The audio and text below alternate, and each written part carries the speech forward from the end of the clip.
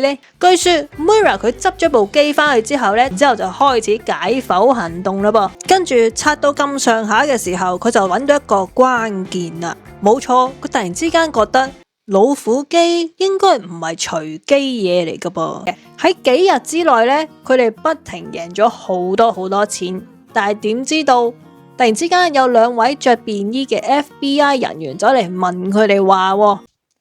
大家好，歡迎嚟到可觀仔嘅賭場頻道，你哋好嘛？前幾集咧就同大家講咗啲賭場八卦事啦，即係都係我位澳門可觀朋友咧俾料我嘅。咁今日咧就同大家講翻啲知識嘢啦吓。不過咧講明先，呢個知識咧唔係代表你可以贏到錢嘅知識啊。不過都幾得意嘅，值得俾大家聽一聽。賭場界咧係發生緊啲咁嘅事，又或者係可以話發生過啲咁嘅事啦吓。講嚟之前，麻煩俾翻個同埋訂閱下我頻道，我仲有個怪談台嘅，想谷一谷佢，希望呢。咁如果你有興趣聽下怪談啊、日本鬼故啊嗰啲奇怪事嘅話呢，咁你都可以去訂閱我頻道啦吓，多謝大家。嗱，澳門啊、美國啊、歐洲嗰啲呢，大家可能聽得多啦。今日係想講一個俄羅斯人嘅喎，佢好勁噶，喺賭場嗰度贏咗好多錢嘅，而且手法呢都非常之點講呢？我都唔識講啊。不過好叻咯。總之就好啦。首先我哋講下就係喺2009年嘅時候，喺賭場界發生咗一件大事，唔知大家知唔知道啦？就係俄羅斯竟然咧係一夜禁賭嘅。咁當然啦，佢唔係禁晒成個國家嘅賭場，有4個地區咧仲係俾佢賭嘅，仲可以開賭嘅。但係其他地區咧就要一夜之間鏟晒啲賭場，係全部唔俾開嘅。咁大家可以諗下啦，成千上萬間賭場，咁又冇咁多，即係總之咁多間賭場啦吓，突然之間話執笠，咁會發生乜嘢事呢？一啦，當然係好多人冇嘢撈啦。跟住呢，就係佢啲機啊，佢啲台啊，就即刻 abandon 晒啦，即刻要變成廢物啦。又或者有啲賭場呢，就唔捨得抌咗嗰啲機啊，唔捨得抌咗啲台去呢，就賤平賤咁賣出去。不過你賣得俾邊個呢？係咪？全世界都禁到咯，係嘛？所以大家可以想象一下當時嘅俄羅斯呢，嗰啲賭場突然之間變晒廢墟，係幾咁壯觀呢？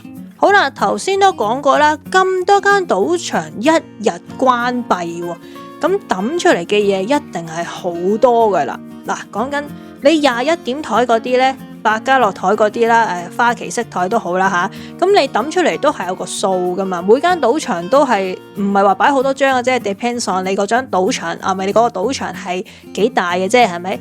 但係抌得出嚟最多嗰樣，正就係老虎機啦。咁多部老虎機本來係賺錢工具，但係一夜之間全部變晒做廢鐵，大家都可以諗到個壯觀程度係幾咁誇張。好啦，頭先都講過啦，抌出嚟啲老虎機點搞呢？好多呢都係變做廢鐵嘅，真係變做廢鐵嘅。咁有啲呢就賤平賤賤咁賣出去啦吓。咁當然咧買嘅人就梗係唔多啦吓，但買得去邊呢？係咪？好啦。其中一部機呢，幾經轉接之下呢，就去咗一個地方，就係聖彼得堡嗰一邊嘅。然後呢，就俾一個叫做 Mura Believ 嘅人呢執咗翻屋企。嗱，我唔知有冇讀錯佢個名啦，係俄羅斯文嚟嘅，應該係嘅，係叫 Mura 嘅，確實係。咁正呢一個人點解要執呢部機翻屋企呢？原來佢係一個前軟件工程師嚟嘅，佢呢就唔賭錢㗎。但係咧，佢好中意研究啲科技嘢啊！大家知我想講乜嘢啦，係嘛？Mura 佢唔單止沉迷玩科技嘢，而佢最中意做嘅就係咩咧？就係拆機啦！乜嘢都想拆開佢睇清楚，究竟入邊係乜嘢嚟嘅咧？點解會咁樣嘅咧？據說 Mura 佢執咗部機翻去之後咧，就是但劈咗喺佢廚房上面張台嗰度，然之後就開始解剖行動啦噃！乜嘢零件啊，嗰啲嘢全部都拆晒出嚟。跟住拆到咁上下嘅時候，佢就揾到一個關鍵啦。冇錯，佢突然之間覺得老虎機應該唔係隨機嘢嚟噶噃。Mura 佢發現咗老虎機唔係隨機嘢，而係用呢個 PRNG 去控制嘅。咁 PRNG 又係乜嘢嚟嘅呢？就係偽隨機素產生器啦。咁簡單解釋嘅就係首先就要有一個 seed 啦，有一個種子值啦吓，例如好似時間啊、內部時鐘等等嘅，再經過演算法去計算，然之後咧就出咗一串好亂嘅數字。總之大家睇落去都好亂嘅數字啦吓。呢個數字咧就係用嚟決定老虎機會轉到去乜嘢圖案㗎噃。對普通人嚟講嘅話咧，結果係唔可以預測嘅，好似真係隨機一樣啦。老虎機上邊嘅圖案，但係對專業嘅人嚟講咧，如果你收集到足夠嘅數據嘅話咧，咁就有機會反推出呢個規律㗎啦噃。咁 Moira 咧，佢就相信入邊咧其實係有破綻嘅。如果收集到足夠嘅旋轉數據啦吓，即係你個 spin 時候嘅數據啦吓，咁就可能可以知道幾時可以中獎啦。當 Moira 一諗到呢樣嘢之後咧，佢就即刻揾咗佢個信任嘅朋友嚟幫佢手啦。咁佢呢個值得信任嘅朋友咧，亦都係位工程師，而且咧亦都係一個兼職黑客嚟嘅。咁兩條友咧就埋頭埋腦喺度計啦吓，喺度度啦吓。後來咧仲慢慢擴展咗少少佢哋嘅圈子，即係揾多幾個人加入嘅。咁嗰啲咧亦都係拆機愛好者嚟嘅。開頭咧都冇話咁專注嘅，都係業餘時間咧走嚟打下躉，走嚟計下數嘅啫。不過後來咧，佢哋竟然設計咗一個專門嘅軟件程式。咁當然啦，佢哋玩嚟玩去咧，都係嗰部老虎機，都係執翻嚟嗰部嘅。咁我哋就不停喺度撳啦，不停喺度轉啦，就係不停喺度計數咁樣啦。咁就用呢個軟件程式去記錄低幾時開獎啊，嗰啲太複雜嗰啲我又唔係好識講啦，唔好意思啊。但係其實佢哋最終嘅目的呢，竟然係想透過手機，然之後再透過呢一個程式去攻破真正嘅賭場。時間好快就去到2011年啦，證明佢哋研究咗呢部機都研究咗好耐啦，但係研嚟研去都係同一部嘅啫。不過佢哋都收集到好多數據，而且佢哋嗰個軟件呢都越整越犀利。終於佢哋決定咗去啲真嘅賭場試下啦。首先佢哋去嘅呢就係東歐嘅賭場，佢哋一定要揀啲比較舊式嘅老虎機，而且佢哋特定咗2個老虎機，佢哋係會揀嚟玩嘅。例如就好似呢一部叫做 Aristocrat Mark， 但係呢就係 Number 6嘅第6代啊。同埋呢個 Novomatic 嘅 Coolfire， 當然啦，第一次咁樣入去試法咧，就梗係彈雞噶啦，個個都會噶啦。咁所以佢真係做得特別小心嘅。咁首先佢要點樣做呢？吓？冇錯，佢係要真正玩先嘅。當然啦吓，佢會撳部機啦吓，撳2到30個 spin 啦，即係轉20到30次咁樣啦吓。咁全部過程咧，佢會首先用部手機錄低佢先嘅。嗱，嗰陣時因為講真2011年嘅時候啊，冇而家咁犀利噶。然之後拍低咗之後呢，佢再將段片 send 翻去俾佢嗰啲同黨喺聖彼得堡嗰一邊嘅。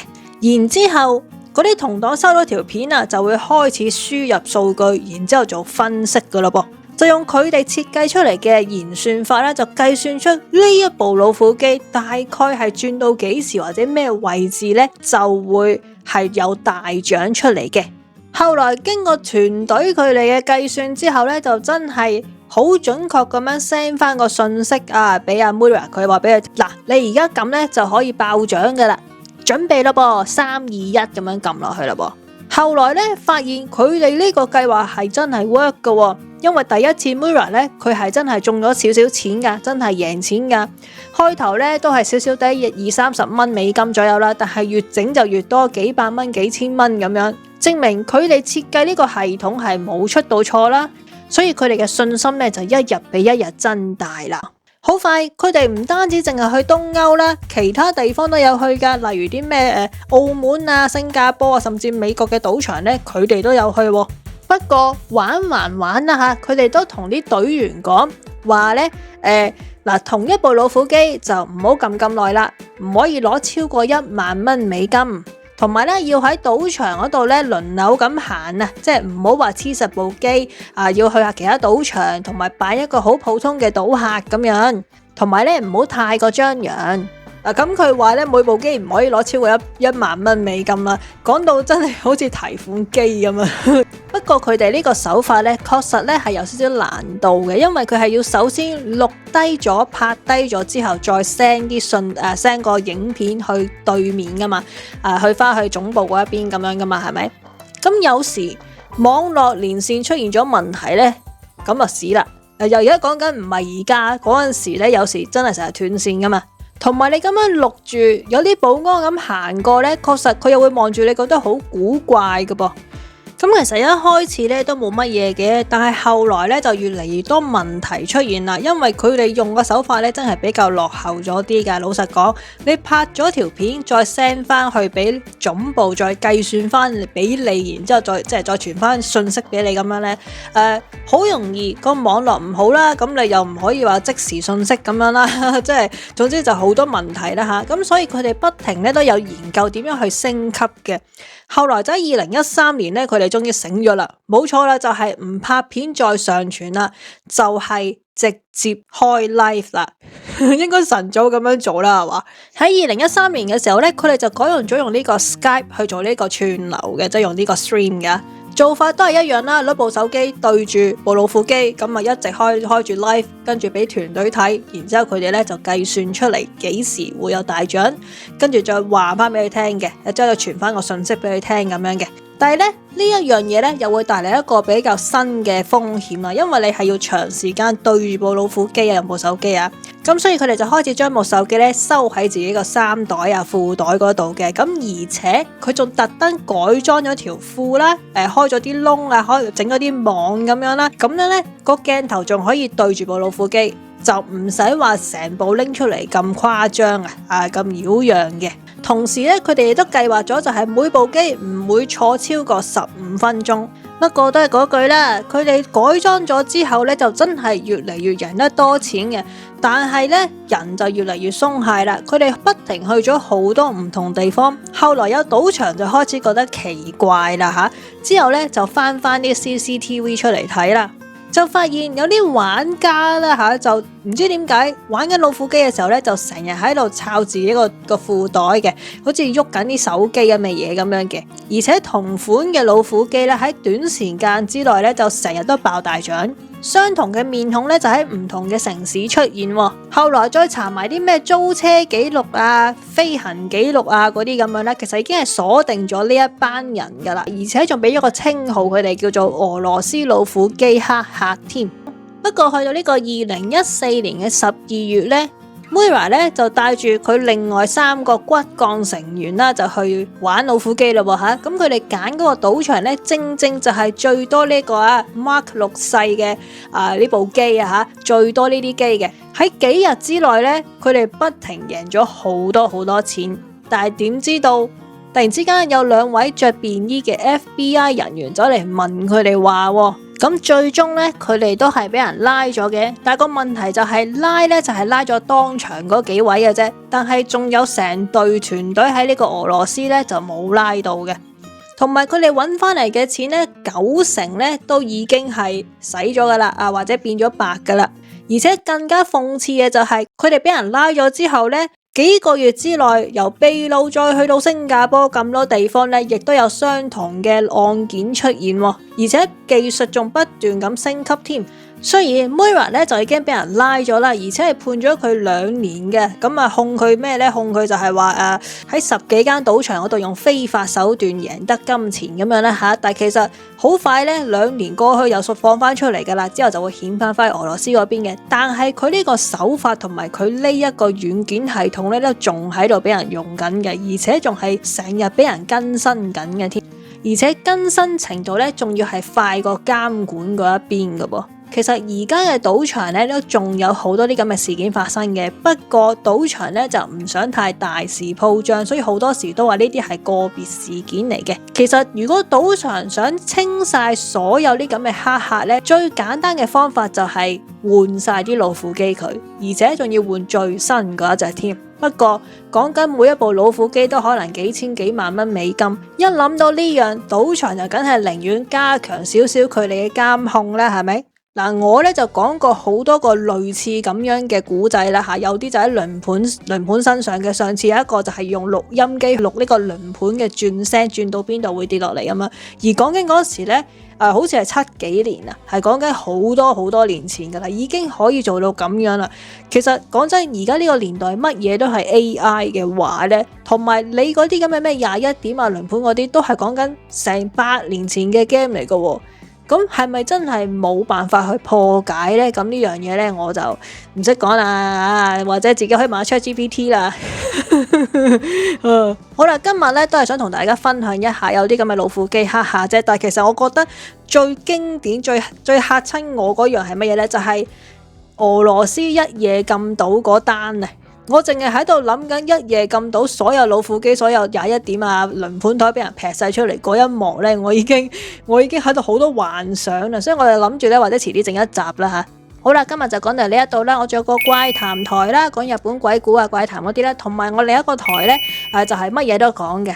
有啲咩冷知識啊、10大乜乜、10大密密嗰啲咧，總之幾好聽嘅。我個人中意嘅 topic 啦吓。我就係想做呢樣嘢咯。其實即係唔使限住一樣嘢咁樣啦。咁或者遲啲我可能會開個投票咯，睇下究竟我呢一個台係咪一定淨係要講賭場嘢，定係我都可以 up 下其他嘢咁樣咧？因為我驚一講咗咧，即係冇人聽咁樣，同埋又會 drag down 個台嗰啲 view 數啊，所以我就要呢個要認真諗一諗啦吓。因為如果我咩都講得嘅話咧，呢個台咧我好多片可以出。好啦，唔講咁多啦，就先係咁先啦，下次再傾啦，拜拜。